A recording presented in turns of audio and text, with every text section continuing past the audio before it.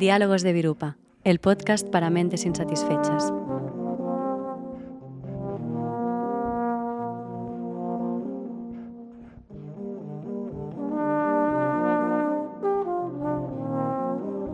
Lo que puede aportar el budismo frente a la crisis climática.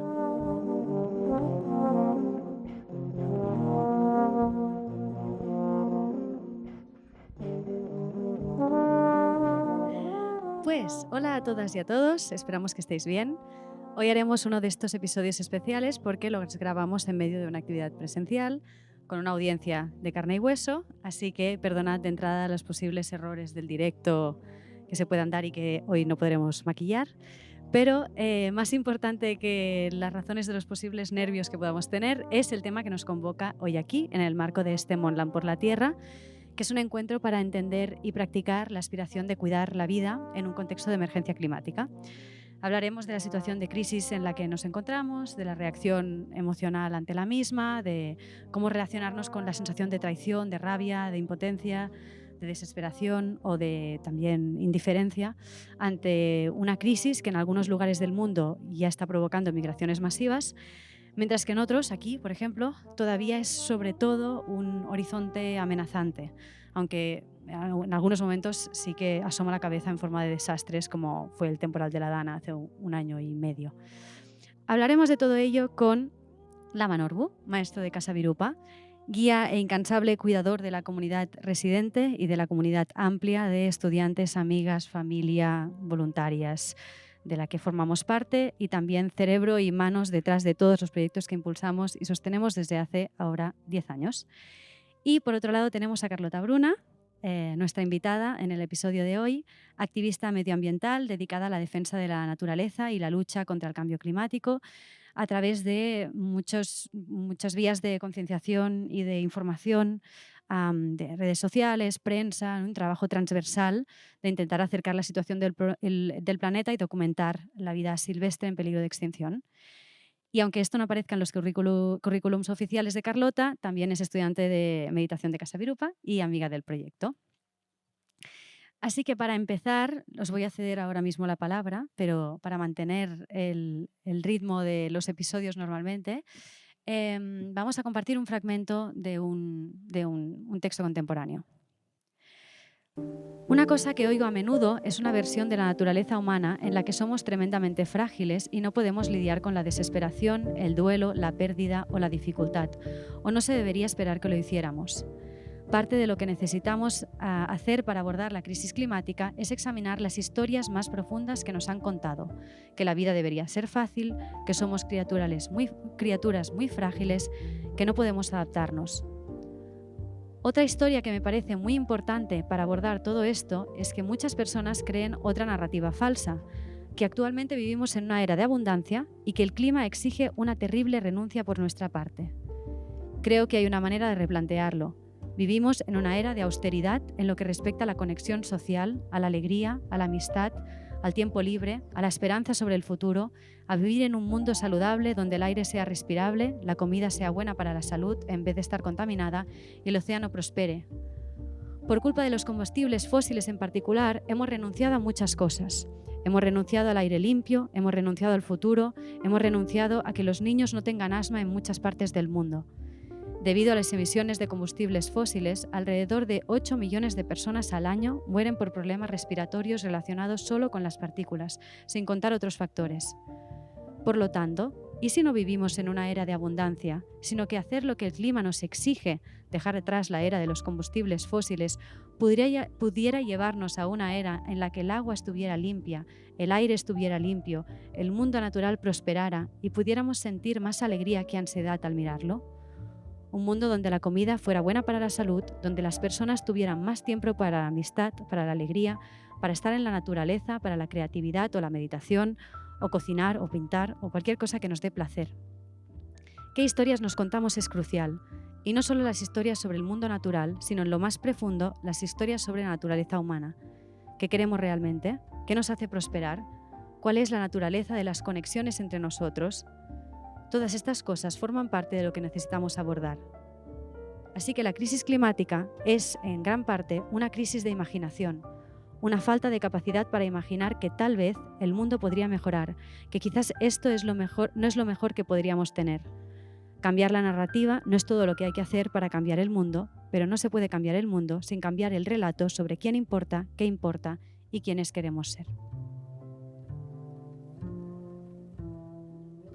Pues esto es un fragmento de una entrevista a Rebecca Solnit en una revista budista Tricycle a raíz de su último libro, Not Too Late, Changing the Climate Story from Despair to Possibility, no demasiado tarde, cambiar el relato sobre el clima desde la desesperanza hacia la posibilidad.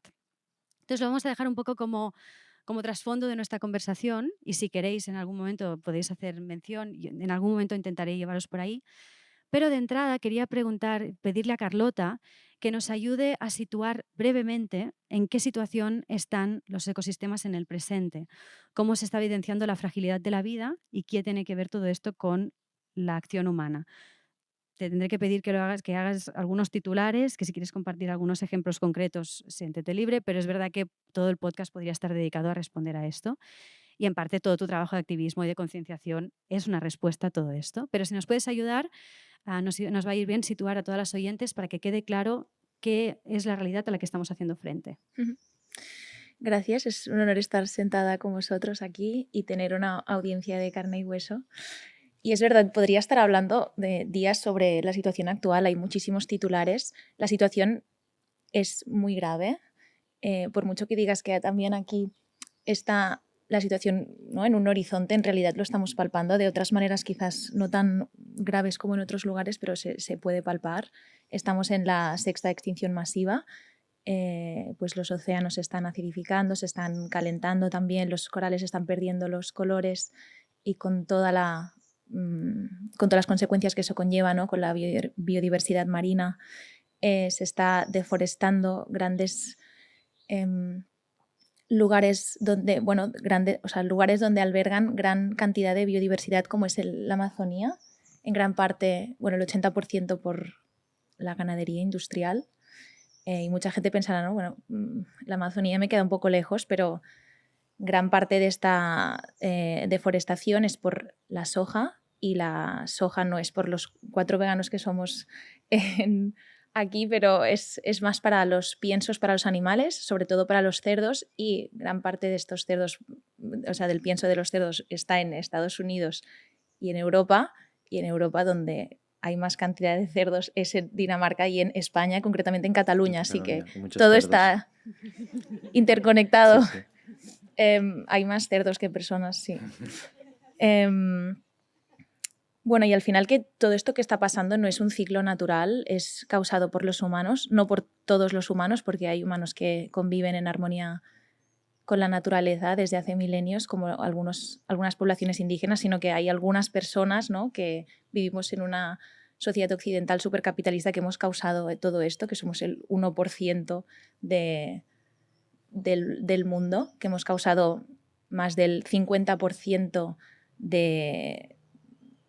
contaminamos más del doble que toda la mitad más pobre de la población, que esto es muy fuerte. Así que, todos los sistemas que sostienen la vida están fallando y yo lo veo con también mis propios ojos cuando voy a lugares y hago pues la divulgación que hago, pues lo puedo palpar. Gracias.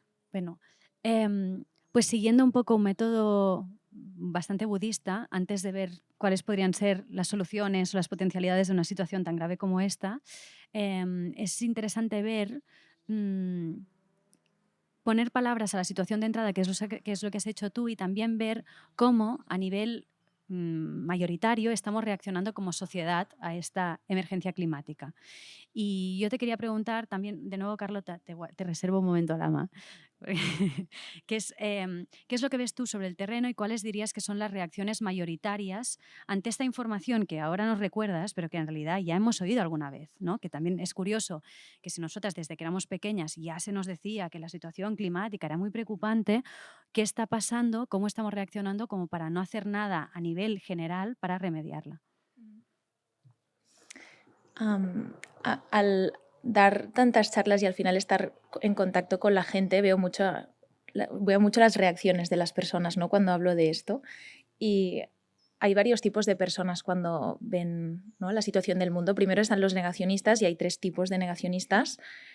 Unos son por comodidad, tipo ojos que no ven, corazón que no siente, entonces no hago nada, me quedo en el sofá y no hago nada, que esto es gran parte de las personas. Después están los conspiracionistas, que yo he oído, ¿no? Esto es un complot de las izquierdas para, no sé, fastidiarnos, ¿no?, el sistema. Después están los negacionistas por ignorancia, que esto cada vez hay menos porque al final la información la tenemos al alcance de nuestra mano. Y hay muchos que están desconectados con la causa por muchas de las razones que has comentado también con Rebeca, ¿no?, la que citabas, de no va conmigo, ¿no? O me acuerdo, estaba en una charla y un señor levantó la mano y dijo: a mí me da igual salvar a las ranas. Y era como, no, es que no es solamente va de esto o de los... No sé, es mucho más complejo, pero bueno, que al final la gente lo ve muy... bueno, tiene una visión muy pequeña, ¿no?, de todo lo que es. Y luego está pues la ansiedad, el miedo, la parálisis, el enfado, ¿no? Y esto surge mucho porque nos han hecho creer que la responsabilidad individual es lo que va a salvar el planeta. Y claro, cuando tú con toda tu buena intención estás reduciendo el plástico, estás intentando reducir la carne que comes y todo, y ves que la situación sigue igual, pues dices, ¿pero qué estoy haciendo, no? Y al final pues es un cambio de sistema lo que necesitamos, que no quiere decir que no tengamos que hacer algo individualmente, pero que esto nace por la frustración esta de yo estoy haciéndolo todo y no veo ningún cambio en el mundo. Claro, quizás, Laman, puedes intentar ver qué es lo que el Dharma diría o cómo daría luz a estas respuestas erráticas, algo que al final apunta a una forma de malestar, ¿no? Porque es incómodo, lo que nos ha explicado ahora Carlota, pues a nadie le cae bien. Sí, estos días estábamos analizando un poco lo que también como utilizando las herramientas dármicas, ¿no?, viendo las causas y desmontando las estructuras antes de, o sea, para poder comprender bien cómo estamos con todo ello, cómo estamos respondiendo a todo esto. Estamos intentando dilucidar qué era una crisis y viendo que siempre había habido crisis y tal, pero intentando asumir lo extraordinario de nuestras crisis y teniendo que responder a las que ahora mismo nos competen. En realidad veíamos el paralelismo entre la reacción que tenemos ante este tipo de crisis o la reacción que tenemos en general ante el sufrimiento.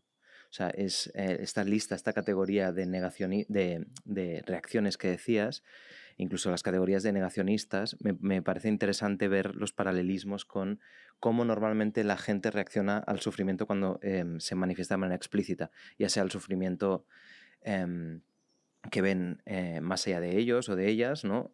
O el sufrimiento como las tendencias o los patrones, aflicciones o los patrones desagradables que vemos en nosotras mismas, que es o bien hay disociación, es decir, como prefiero no mirarlo, ojos que no ven, corazón que no siente, pues oye, ¿para qué voy a ser consciente de mis tendencias o para qué voy a ser consciente del sufrimiento del mundo? Si puedo, y eso evidentemente es ignorancia porque no es verdad, pero si puedo tirar sin resolverlo, no es verdad, vas a sufrir, o sea, no, vas a sufrir igual aunque no quieras mirarlo. Luego, como estas teorías, como las izquierdas están conspirando, en realidad el paralelismo que veo en cómo gestionamos el sufrimiento es esta suerte de explicaciones y opiniones que hacemos alrededor del sufrimiento y de nuestras tendencias, que intentamos como generar discursos extraños, supersticiosos a veces, como una literatura que no tiene nada que ver con la realidad y que no está arraigada en cómo de verdad están funcionando las cosas, pero que de alguna manera nos permite justificar o descansar en delirios para no tener que confrontar también el sufrimiento, para seguir de alguna manera posponiendo nuestra responsabilidad en relación al sufrimiento. En realidad todos estos gestos blindan lo mismo, que es proteger, ¿no? O sea, protegernos sí, como en realidad posponen o tapan la responsabilidad que tenemos para con todo esto. Y luego la sobreidentificación con el sufrimiento, miedo, ansiedad, ¿no? Bueno, estoy fatal, ¿quieres decir que podemos hacer algo? Y creo que esto se acaba, no hay nada que hacer, o sea, sí, no tengo remedio, no puedo cambiar, ¿no? Que son también maneras de protegerse ante la responsabilidad, porque la propuesta que haría esta tradición contemplativa o cómo tiene sentido gestionarlo es siempre desde un equilibrio entre hacerse responsable pero no sobreidentificarse, ¿no? Entender qué es lo que está pasando y entenderlo hasta el final y sentirse totalmente interpelado por ello, pero saber como el contexto más amplio, entenderlo también desde un lugar que relativiza, pero no para apartarnos de la responsabilidad, sino para darnos más margen y entender cómo han funcionado siempre las cosas, cómo funciona la mente, cómo funciona. Nosotros no solamente tendríamos una mirada materialista de todo esto, evidentemente desde el Dharma pues miraríamos qué significa la experiencia o qué significa la experiencia del mundo en nuestra mente, que esto también nos daría un poquito más de contexto y nos permitiría tener una sensación de que esto es solucionable no solamente intentando como apañar el mundo, que es algo que por una parte tenemos que intentarlo, pero por otra parte sabemos que jamás vamos a poder acabar del todo con el sufrimiento del mundo, con la violencia del mundo, ¿no? Porque casi que forma parte de las dinámicas, incluso de la naturaleza, decíamos ayer, ¿no? La violencia. Entonces, saber eso te permite no caer en una frustración y entonces te permite sostener de manera mucho más íntegra y mucho más digna toda esa información para que no simplemente te sobrepase o la expulses, que son como las dos gestiones que normalmente se hace con esto. Justo ahora que hablabas de qué hacer con esta información para llevarla a algún sitio que pueda ser mínimamente constructivo, ¿no? Que no sea o paralizante o negacionista. Hay una psicóloga especializada en el clima y también especializada en estrategia de organizaciones que se llama René Letzmann, que decía que ponía el énfasis en algo que es una obviedad, que es que la información sola no es suficiente, ¿no? Porque la información ya la tenemos, tú lo decías, está al alcance de nuestra mano en cualquier momento, pero tenemos que hacer algo para que haya una vinculación emocional con esa información y que tampoco no nos sobrepase. Y ella hablaba de que nos hace falta un continente, como un receptáculo, para poder digerir esa información. Entonces, quizá después ella apuntaba una cosa que se puede interpretar desde el Dharma, que te voy a preguntar a ti, Lama, pero Carlota, ¿tú qué crees que puede ser elementos como ingredientes que conformen ese continente para que nos podamos dejar afectar por esta situación sin desvincularnos o protegernos demasiado? Yo creo que aquí debería citar a una de mis mayores inspiraciones, que es Jane Goodall, que esto se le daba genial hacerlo. Lo hacía mucho desde la empatía y desde la alegría y el entusiasmo. Aquí le llamáis alegría empática, ¿no? ¿Es así? Es Laia, así. que está aquí, mi profe. Pues Jane Goodall es una de las personas que mejor lo hacía, ¿no? Hablaba de todo lo que está pasando en el mundo desde un prisma que todo el mundo que estaba en la sala acababa queriendo hacer algo y saliendo como con muchísima esperanza. Y esto es algo que he aprendido muchísimo de ella, de hacer las cosas, aunque haya sufrimiento, aunque las cosas no estén yendo bien, pues hacerlo con alegría, viendo la belleza de la naturaleza, no centrándonos en todo lo negativo. Un poco en esto, ¿no? De recuperar otra vez esta ilusión por estar en la naturaleza, conectar con ella, poder tener tiempo para observar las aves. Y luego ella hacía algo que, ahora que pienso, no es muy budista, porque decía que también interpelaba mucho a lo propio, ¿no? Cuando alguien quería que alguien que no estaba conectando nada con la causa, pues se preocupara por la crisis climática, decía, bueno, pues voy a pensar en algo que le importe a él particularmente, tipo, pues si no cuidas el planeta no podrás ir a jugar a golf porque los campos de golf estarán secos, ¿no? Y era como, vale, entonces, claro, sí, pero puede haber el error de no salvemos los campos de golf cuando en realidad no es que no... Es como no es muy budista el hecho de ¿no? Que interpelar a lo propio para que te importe. Pero bueno, ahí a algún momento le funcionaba, la verdad. Claro. No, porque es interesante.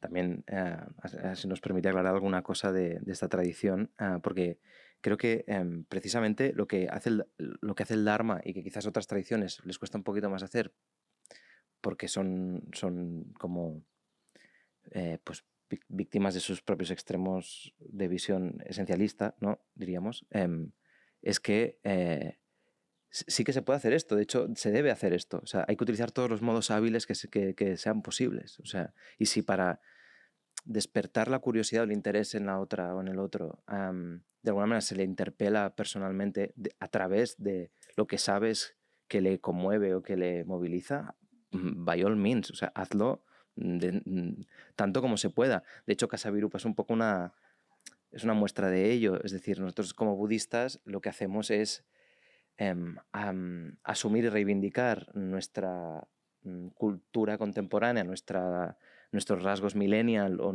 precisamente porque sabemos que esto interpelará. ¿Tiene que ver con nosotras? Sí. ¿Nos es fácil? Sí, no estamos fingiendo, pero podríamos seguramente, porque nuestros referentes han sido mucho más recatados en este tipo de expresión, ser como unos budistas más ortodoxos, ¿no? Por decirlo así.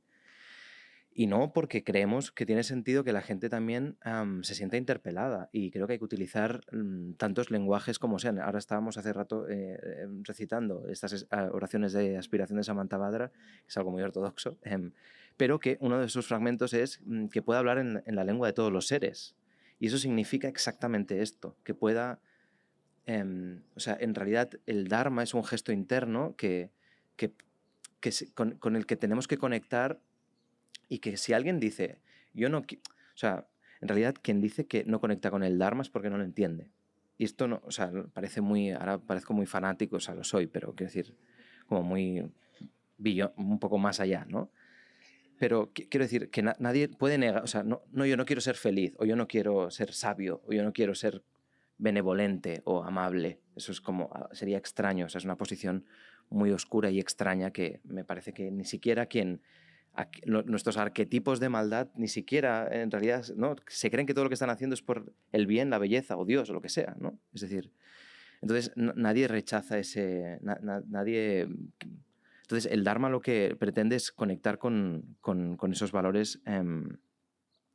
Entonces la manera con la que podemos inspirar para que la gente conecte con esos valores de manera más hábil o de manera más sabia, es un poco igual cómo se manifieste. Yo creo que tiene muchísimo sentido el ejemplo que ponías, y creo que es uno de los errores también a la hora de transmitir y de comunicar y de divulgar sobre todo esto, que se cae, o sea, que no sabemos, en realidad, que no sabemos utilizar bien un equilibrio o sostener bien un equilibrio entre transmitir la gravedad, la urgencia, la preocupación y que la gente pueda exponerse a las consecuencias que ya son palpables, como bien decías, pero por otra parte hacerlo desde la amabilidad, la ternura, el amor, o sea, para que la gente se sienta movilizada, interpelada, porque todos hemos tenido un amigo vegano plasta o un amigo vegano no plasta. O sea, siendo veganos, lo puedo decir porque soy vegano. Si no, no podría...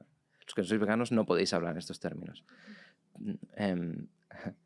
Pero todo el mundo ha tenido un amigo vegano que es en plan, es que como así yo no me hago vegano, ¿no? Es verdad, o sea, es que y tiene igual de razón que el amigo vegano amable y habilidoso, porque en realidad tiene más que ver con eso, que te invita un día a un sitio interesante, que te habla un poquito de esto y un poquito de aquello, te pasa algún link, pero lo hace desde un lugar que te moviliza. Y evidentemente es una responsabilidad extraña, porque parece que encima que tenemos razón, tenemos que ser habilidosos, ¿no? Pero sí, así es. O sea, creo que relacionarse con el sufrimiento y con la ignorancia, es decir, igual que lo agradecemos cuando lo hacen con nosotras, pues hay que ser un poco hábil y empático con ¿no? estas estructuras de confusión que nos hacen no querer asumir las cosas, como decíamos antes, disociarnos o rechazarlas. Entonces creo que hay que tener en cuenta todo eso a la hora de divulgar y explicar, y me parece que, pues como decías, Jen es una gran referente de esto. Era una gran referente. Sí. Sí. Pero porque está encarnada en sus discípulos y discípulas. Claro que sí.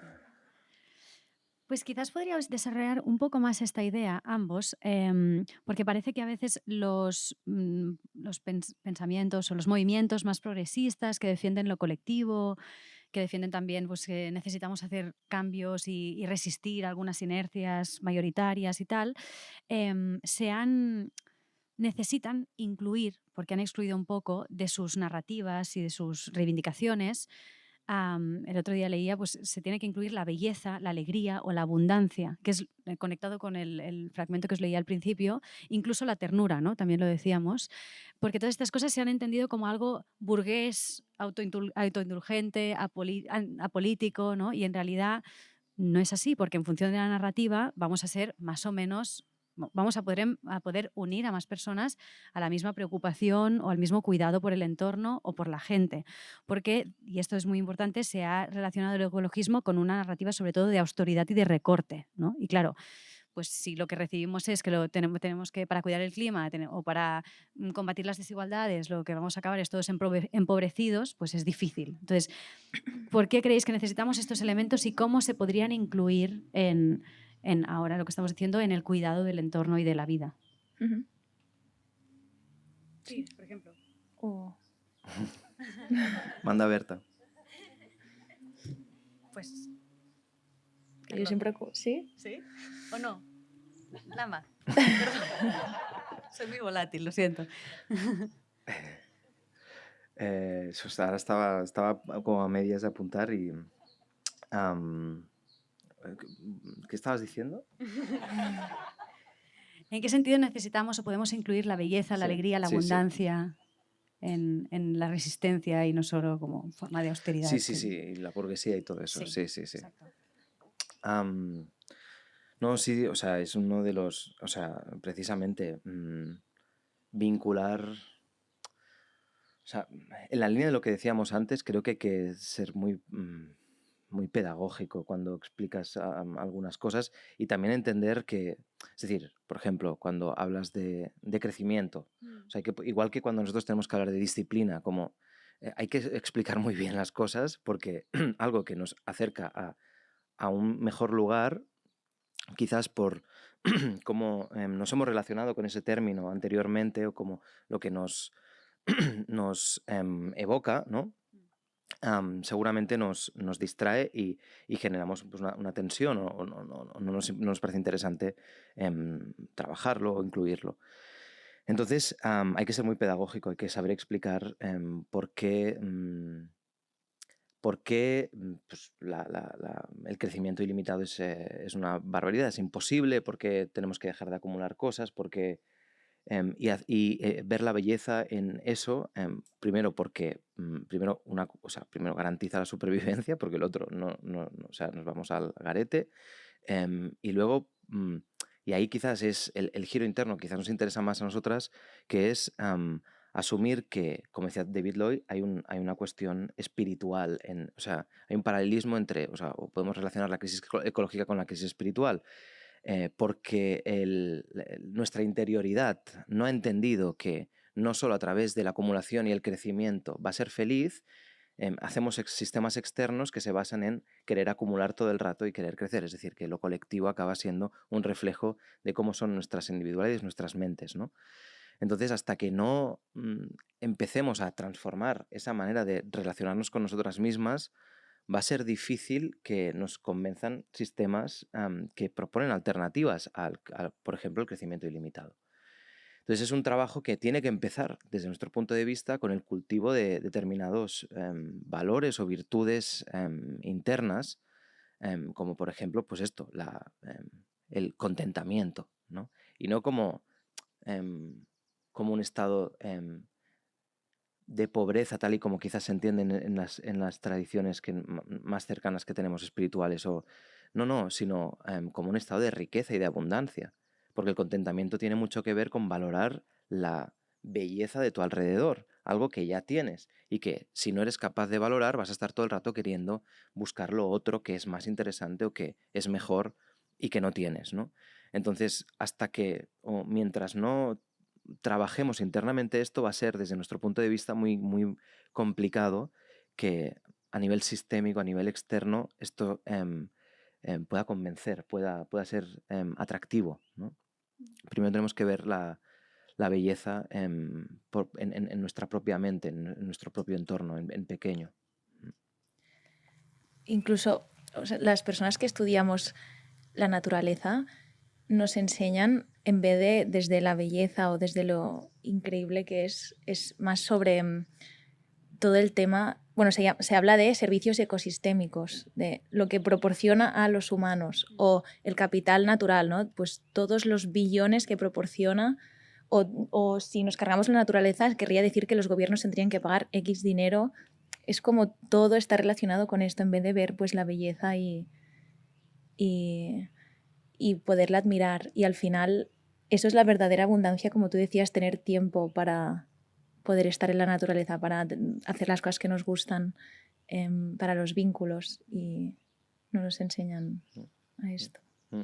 Tal cual, el mismo egocentrismo que tenemos, o sea, la misma mirada autocentrada que tenemos como individuos y que todo lo hacemos venir bien para nuestro interés, así es como también generamos los sistemas y como estudiamos la naturaleza, ¿no? O sea, es por eso que es mientras no se trate esta crisis espiritual o esta crisis de falta de herramientas contemplativas o de falta de sentido, va a ser complicado, ¿no? Porque está todo el rato ahí, es el eco, es el reflejo de nuestras distorsiones, ¿no? Así es como estamos construyendo y viviendo el mundo. Claro, pero ¿cómo hacemos que la gente entienda que la naturaleza tiene valor intrínseco, que los animales se tienen que proteger porque tienen vida y merecen vivir y ser felices, no por lo que aportan al mundo, o hay algunas especies que son más importantes que otras, ¿no? Por también estos servicios ecosistémicos? ¿Cómo podemos hacer transmitir a la gente que no, que esto es intrínseco? Que... Claro, imagínate que pudiéramos enseñar ya, como imagínate que en todas las escuelas, ahora es momento utopía, pero o sea, hay que llegar ahí. Pero hubiera de manera transversal, no una asignatura, pero de manera transversal se enseñará sobre la interdependencia. O sea, de verdad, o sea, como de verdad pudiéramos palpar, sentir, tener la experiencia de una realidad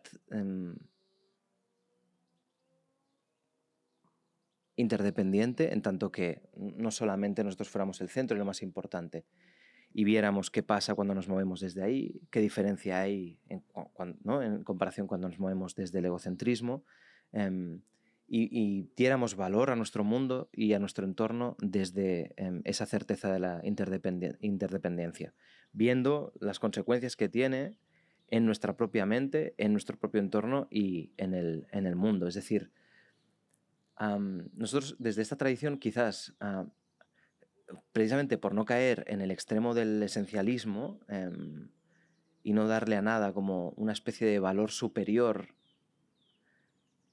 por ser radicales defensores de la interdependencia, decimos que no, o sea, yo o los hombres o la humanidad, ¿no? Como por esa escala, que normalmente es como, ¿no? Uno, luego, si es uno hombre, pues aún está como ahí encima de, ¿no? Y la humanidad no somos lo más importante, pero es que no es que haya otra cosa que sí que sea más importante, es un equilibrio interdependiente, ¿no? O sea, ¿cómo asumimos esto?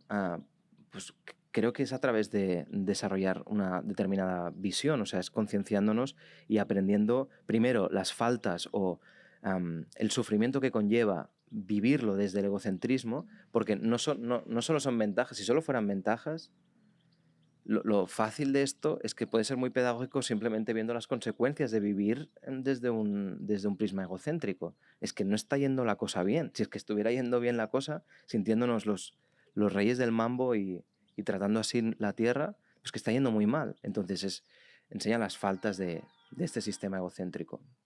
Y luego quizás ábrete, ¿no?, a una alternativa al cambio. ¿Qué significa? Intenta imaginar, como decía Berta y como intentamos explicar a veces desde aquí o incluso desde el LAC, da condiciones para que la gente pueda imaginar escenarios y perspectivas no egocéntricas.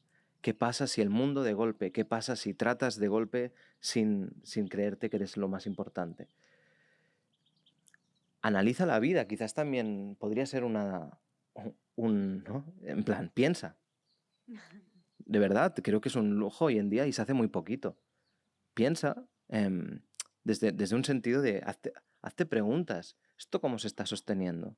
De un poquito más allá, ¿no? O sea, tenemos que tener espacio y esto hace falta entonces tener condiciones y unos ciertos privilegios, ¿eh? Pero hay que tener, o sea, tenemos que poder preguntarnos qué está pasando y de qué va todo esto y no solamente sobrevivir, porque la supervivencia blinda las dinámicas egocéntricas. O sea, es muy difícil si estás en supervivencia que te empiecen a hablar de que no te des importancia, ¿no? Y que bueno, que sueltes y tal, ¿no? Esto no se puede. Entonces, de nuevo, ¿no? Responsabilicémonos de nuestros privilegios y desde ahí pensemos un poco. Porque cuando se piensa un poco, y en esto se basa el 100% de esta tradición contemplativa, el budismo, su gran apuesta es a que la gente piense. O sea, si analizas la realidad por ti mismo, vas a ver, caes por su propio peso, que no se aguanta esto desde una lógica egocéntrica o que todo responde a una lógica interdependiente, ¿no? Entonces, en realidad no se trata de... Casi no se trataría ni de convencer de ningún discurso, sino dar condiciones para que pudiéramos toparnos con la realidad, con las cosas, igual con el discurso antiespecista, solamente con tener determinadas experiencias de manera como libre de cargas o desde pequeños tener una relación determinada y no sesgada con los animales, cae por su propio peso. Nadie va a pinchar a un conejo, ¿no? o un cerdo si se ha relacionado de una determinada manera con él, ¿no? Entonces, en realidad es dar las condiciones para que las cosas surjan naturalmente, porque, como dice esta tradición, a ver, tenemos un potencial bondadoso, o sea, confiemos más en esto, ¿no? y sepamos dar las condiciones para que esto pueda lucir. Quizás podríamos seguir este experimento mental de imaginar esta escuela utópica de la que salen pequeños bodhisattvas cuidadores del clima y de los seres y pensar cuáles serían como las asignaturas de verdad, o sea, qué es lo mismo de cuáles son los ingredientes para que haya un receptáculo o unas condiciones para que la información no caiga en sacos rotos, sino que realmente nos transforme, ¿no? Entonces, has hablado de una cuestión súper importante que es la parte de visión, ¿no? De interdependencia y también de hacerte cargo de los privilegios que tienes, entender tu lugar en esta red interdependiente que habitas, ver las faltas de estar como dando la espalda a esta realidad interdependiente y pensar que tú solo tiras porque no es así, ¿no?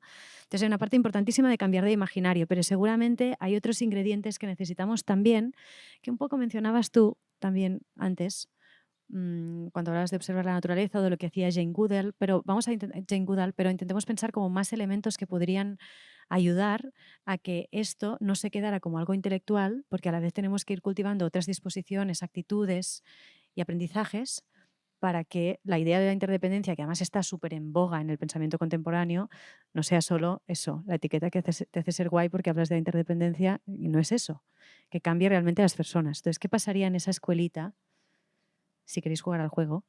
Aparte de que hablan a los niños de interdependencia y tal. ¿Qué más pasa? Bueno, antiespecismo podría ser uno. Sí. Excursiones a sitios que vean cosas. O sea, mucha concienciación desde ahí. Esto es... Sí. Una pista. Educación física. A ver, es que ambos habéis hablado de la apreciación de la belleza y de la naturaleza, y para esto, y además veníamos de un retiro de Samatha, que ha sido como muy... Hay muchas personas meditación. Aquí... ¡Atención! Atención, ¿no? O sea, quizás...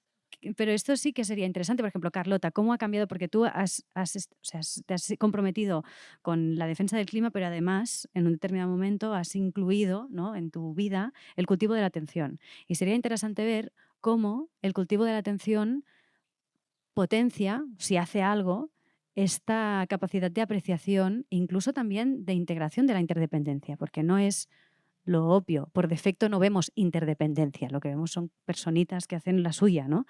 Entonces, un elemento creo que sería la atención. ¿Qué pensáis?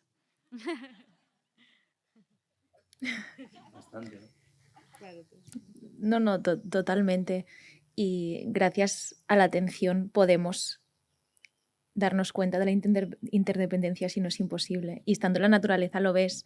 Y otra vez Jane Goodall lo decía, ¿no? Que hay un vídeo muy famoso de ella que estaba sentada en un bosque, vio una mosca y la mosca se la comió una rana y la rana se fue. Y vio todo cómo funcionaba una red súper interdependiente, ¿no? Y esto solo lo podía hacer si estaba pues atenta, con todos los sentidos puestos, y como vamos en la sociedad occidental, pues no creo que alguien se pare a ver esto, ¿no?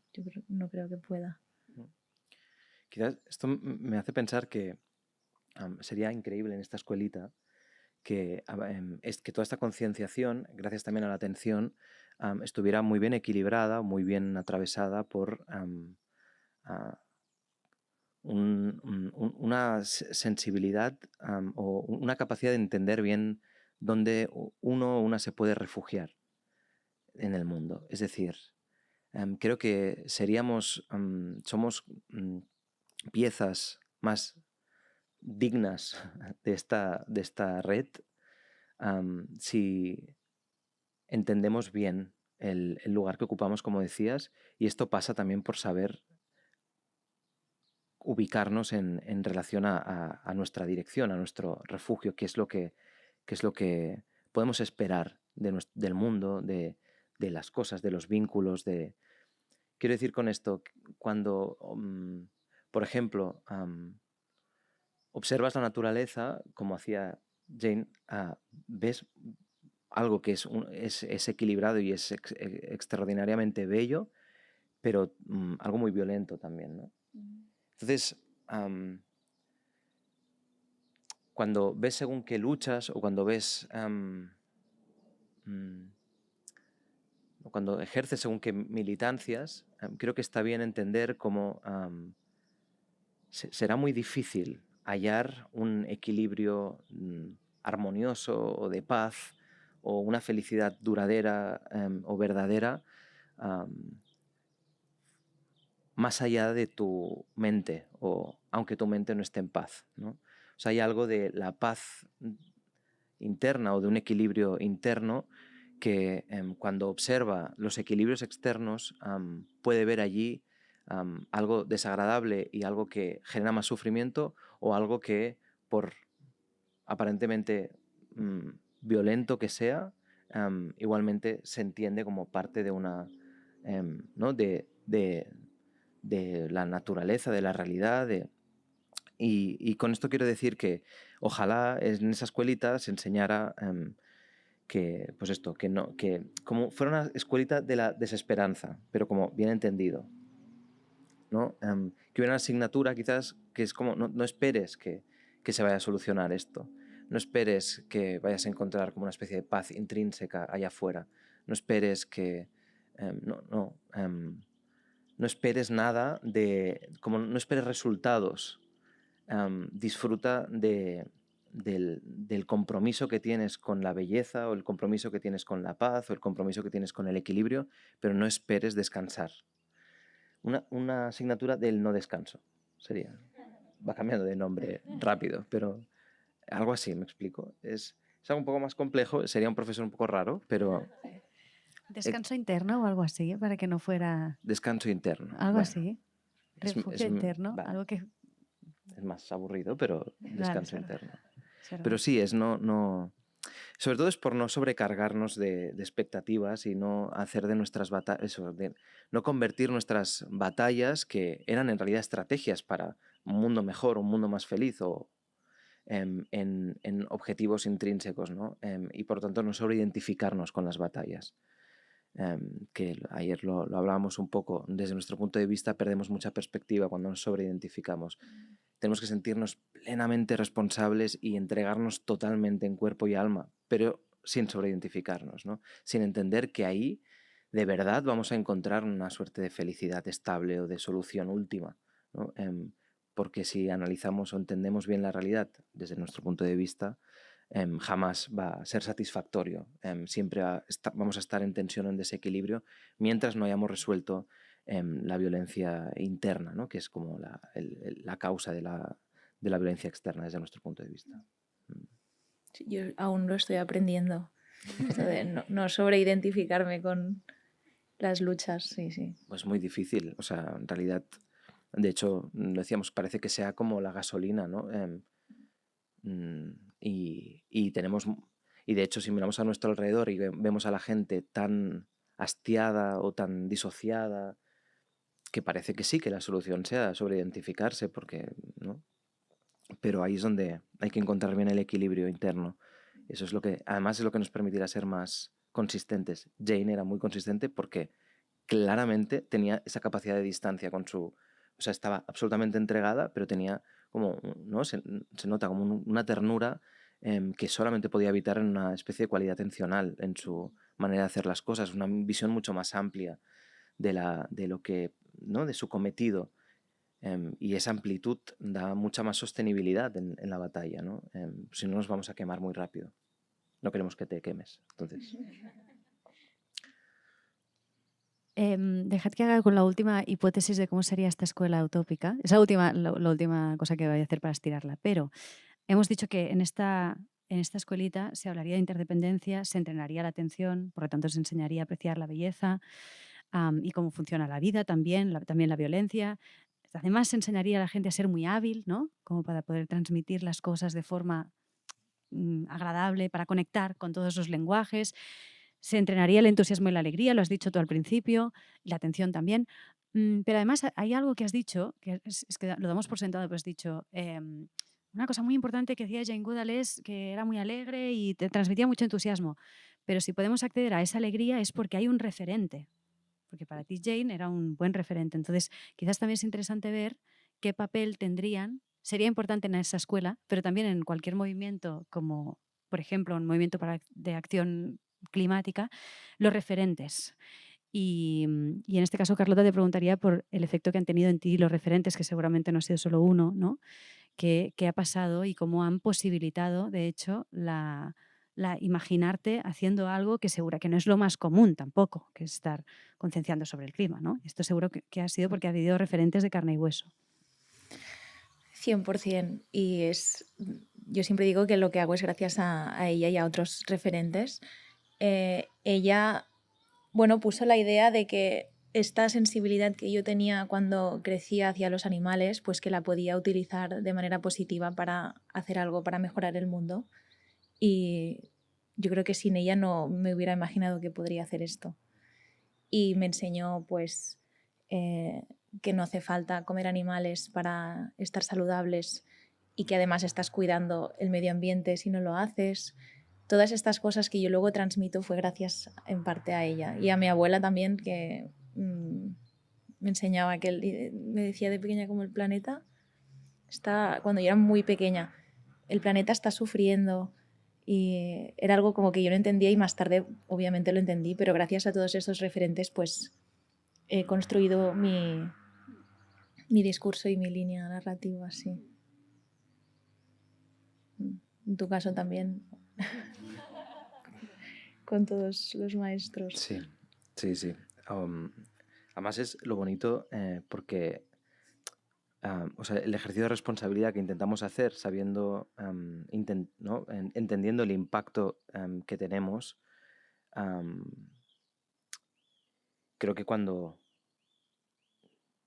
recordamos y valoramos el efecto de nuestros referentes y lo que nos han transmitido o lo que somos gracias a ellos, eso también, de alguna manera, en mi caso además, justo hago un rol que tiene que ver con esto, pero todos en realidad, y todas lo hacemos de alguna manera, la responsabilidad de encarnar ese cambio en nosotras y de ser coherentes ¿no? Viviendo tal y como entendemos que tiene sentido vivir, genera un efecto en nuestro entorno y seguramente la sensibilidad que tenía tu abuela, que hace ¿no? que justo te conectó con Dukkha, con lo que en el budismo, ¿no? O sea, como el mismo que dijo el Buda, su primera enseñanza es lo que te dijo tu abuela a ti, más o menos, que es que hay sufrimiento, ¿no? O sea, la tierra sufre. Eso podría ser una traducción rara de los, ¿no? De Canon Pali, todo el sufrimiento. Y seguramente transmitir esto, o sea, y depende de cómo se transmite, depende de cómo lo estás viviendo, genera muchísimo impacto, muchísimo más de lo que entendemos. Nosotros justo pues, estamos en posiciones de influencia ¿no? Y esto, pero, o sea, esto lo hace evidente, pero creo que todo el mundo puede entender o debería entender la responsabilidad que tiene cuando estamos encarnando lo que decimos que es importante, cuando estamos encarnando esa transformación de nuestra conducta y nos estamos sensibilizando, estamos quizás siendo referentes para otras personas y así es como vamos a transformar de verdad el mundo, desde la lógica del Dharma mucho más eficientemente así que haciendo cambios bruscos estructurales que no se sustenten en cambios internos ¿no? Profundos y bien arraigados. Entonces, cada vez que tomamos una decisión y que somos coherentes o que dejamos de comer carne y lo comunicamos a nuestras familias o a nuestros amigos, estamos generando un impacto que quizás abre, ¿no? Y lo que diríamos en estas tradiciones, madura un karma en otra persona gracias a estas influencias, este karma secundario, ¿no? Estas condiciones que le has dado, diciéndole simplemente, oye, me estoy planteando dejar de hacer esto, comprarme un teléfono de segunda mano, ¿no?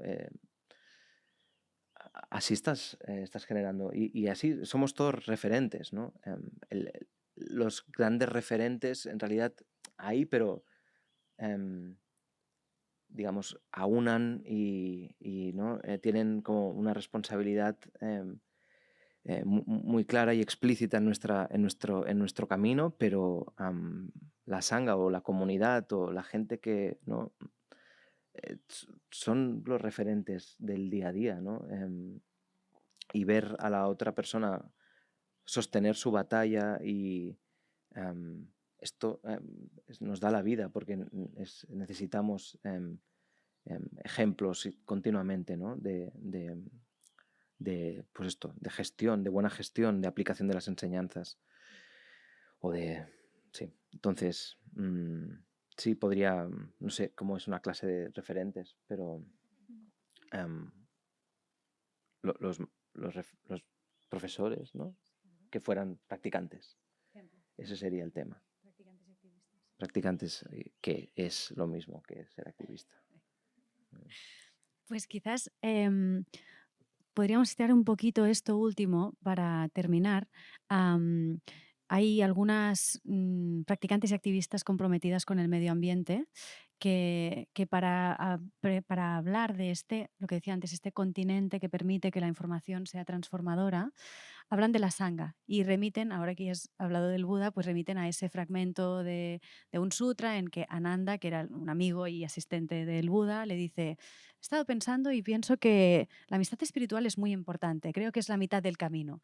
Y el Buda le dice: Ananda, es todo el camino, la amistad espiritual es todo el camino, refúgiate en la sangha, ¿no? Le dice. Entonces, parece, y lo decía antes Carlota tangencialmente, que entendernos desde la responsabilidad individual, como voy a reciclar, voy a ir en bici, voy a tal, es muy limitante y puede fácilmente llevarnos a la impotencia. Y además es algo que interesa, que nos entendamos como consumidores individuales y muy poco como piezas de un colectivo. Entonces, os quería preguntar en qué sentido creéis que una visión más colectiva, que la comunidad puede ser este receptáculo adecuado para que las malas noticias se puedan convertir en una acción transformadora. Bueno, para mí, como refugiarme también en mi comunidad, ¿no? Mis amigos o las personas que pensamos parecido, ha sido precioso y necesario, y a la vez, claro, me creaba una burbuja que luego salía de ahí y decía, ostras, el mundo no es como está aquí, ¿no? Pero para mí, pues, obviamente es súper importante y son mis referentes también.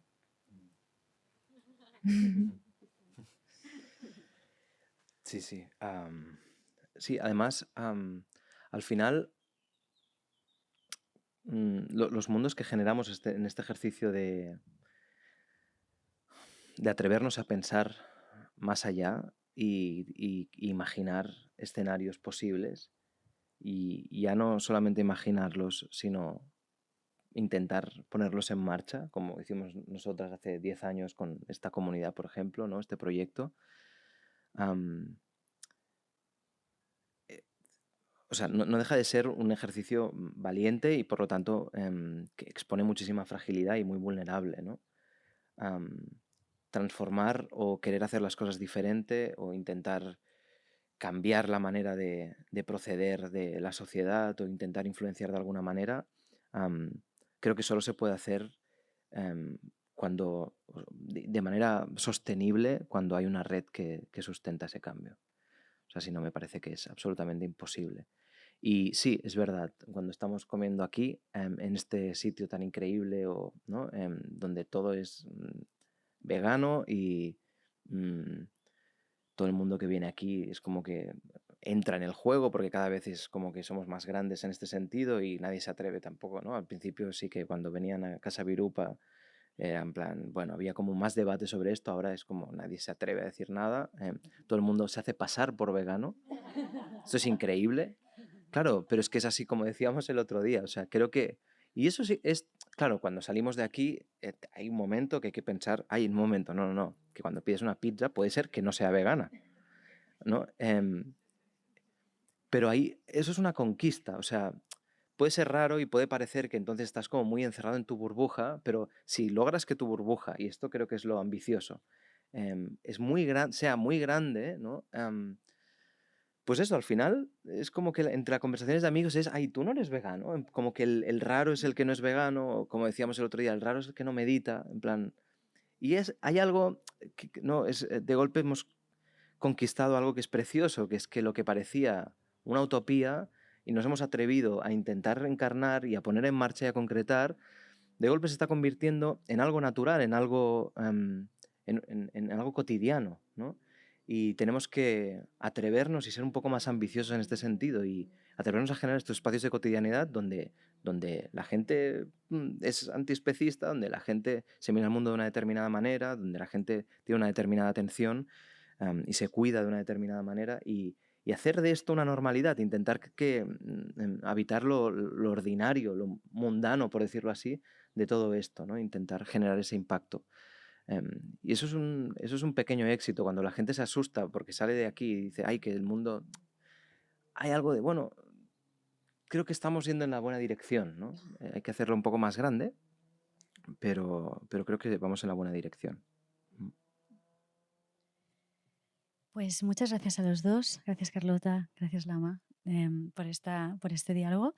Quizás acabamos con una anécdota que va en la línea de lo que estamos comentando ahora, sobre Bill McKibben, que era un activista que llevaba pues, décadas comprometido con el tema del clima y se explica que estaba exhausto, sentado en el suelo mientras estaba negociando el Acuerdo Climático de París, y alguien se acerca y le pregunta una pregunta que le habían hecho 1000 veces, que es ¿cuál es la acción más efectiva que puede hacer como individuo, ¿no? Para sumar a la causa? Y él, yo me lo imagino como levantando los ojos súper cansado y diciendo, deja de ser un individuo, encuentra algo a lo que unirte.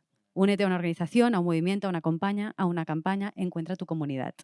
Y después esto después lo explotó porque se dieron cuenta de que era bueno, pero el momento fue ese, como ya basta, está mal planteado el problema, ¿no? No lo vamos a resolver así. Muy bien. Pues muy bien, muchas gracias. Quiero hacer una especial mención a Gloria, que estáis escuchándonos, a la Gloria, porque la gente la echará de menos seguramente. Total. Y estaba muy preocupada porque estábamos haciendo el podcast con hábitos. Seguramente el primer vídeo podcast que hacemos y es con hábitos. Esto es muy en contra de lo que Gloria querría, que lo sepáis, porque asusta a la gente, dice, un poco. Es una falda. Si no sabéis, si os asusta ver a un hombre con falda, no sois nuestro tipo de público, ya os lo digo. Y ya está, es que nos gusta vestir similar. Y es muy bonito este color, Burdeos, en realidad, ¿verdad? Esto es todo lo que tenía que decir. Y yo añadiré algo más, que es que el siguiente... Bueno, y es un placer hablar charlado contigo. Sí, de verdad. Era una cosa, fue una iniciativa bonita que tuvimos hace un tiempo, unas semanas, y ojalá esto sea también la primera de unas cuantas charlas y que podamos hacer cosas juntos. Sí. Igualmente, gracias. Bien, muchas gracias a los dos. Y solo como recordatorio, el siguiente episodio en directo que haremos va a ser en nuestro Festival Interdisciplinario de Artes Contemplativas, que este año va a ser del 29 al 31 de mayo. Estáis todas invitadas y nos va a encantar reencontraros ahí. Vamos a ver de qué hablaremos en ese momento. Es una incógnita, pero seguro que va a ser interesante. Y de nuevo, muchas gracias y hasta la próxima. Gracias.